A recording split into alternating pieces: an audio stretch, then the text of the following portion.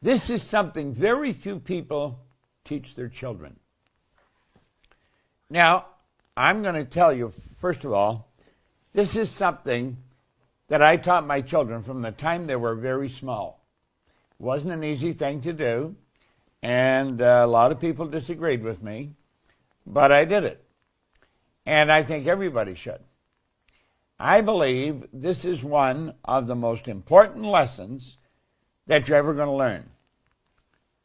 I'm going to share with you the most valuable idea I've learned from studying this book, Think and Grow Rich, with Napoleon Hill, every day for 60 years. Now, just one idea from this chapter has been responsible for me earning millions of dollars. It's every now and then when I think of what this has done for me, it's almost unbelievable, because I don't have any trouble remembering what life was like when I was struggling. And believe me, I was struggling. And if somebody had said, Bob, if you just learn how to make a decision, your whole life will change, I probably would never have believed that. But the truth is, successful people are people that learn how to make decisions, and they make them very fast, and they change them very slow, if and when they change them at all. Now, I'm going to show you that because that's printed in this book. It's one of the most important chapters in the book. And I'm going to tell you, this is something most people never learn. They just don't learn it. Now, the vast majority of people never learn how to make a decision. And that's rather sad, because anyone can. Now look at this for a moment. This is the first page of chapter 8 in Think and Grow Rich. Now I have actually photographed this page right out of my book. He says, analysis of several hundred people who had accumulated fortunes well beyond the $1 million mark disclosed the fact that every one of them had the habit of reaching decisions promptly and of changing those decisions slowly if and when they were changed. People who fail to accumulate money, without exception, have the habit of reaching decisions, if at all, very slowly, and changing those decisions quickly and often. Now, I never made decisions for my kids. I made them make the decision. I often tell a story about, any parent would recognize this, when one of the kids come around and they want something, it's almost, I always call it, it's like they're circling the field ready to come in for a landing. And they wander around and they make silly moves with their body, and finally they'll say, Dad or Mom, whatever it happens to be. And Raymond came this day and he said, Dad,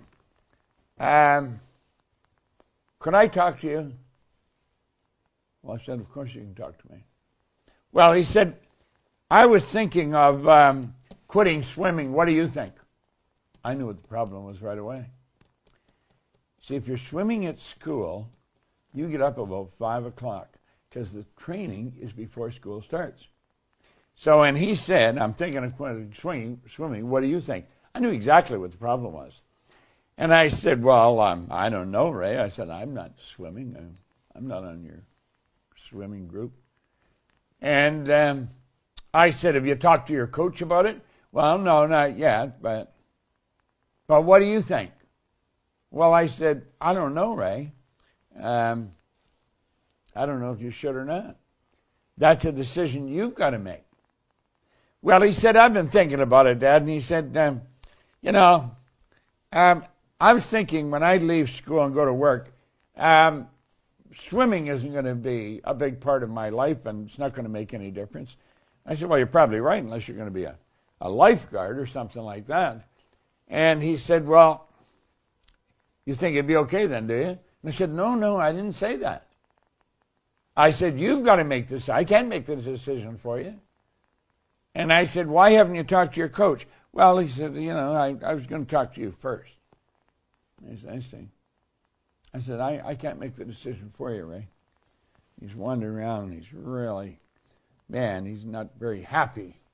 And he said, I think you've got to have an opinion on it, don't you? And I said, no, I really don't. I don't, Ray. He says, okay then. And he starts to walk away. And I said, oh, Ray. I said, you're having trouble with this, aren't you? Yeah. Well, I said, why do you think you're having trouble? Well, he said, I don't know. And I said, you think maybe there's part of you that thinks you shouldn't quit swimming? Well, I don't know. Well, I said, I'll tell you something. Next time you're going to make a decision, it won't have as much trouble because you have practiced at this.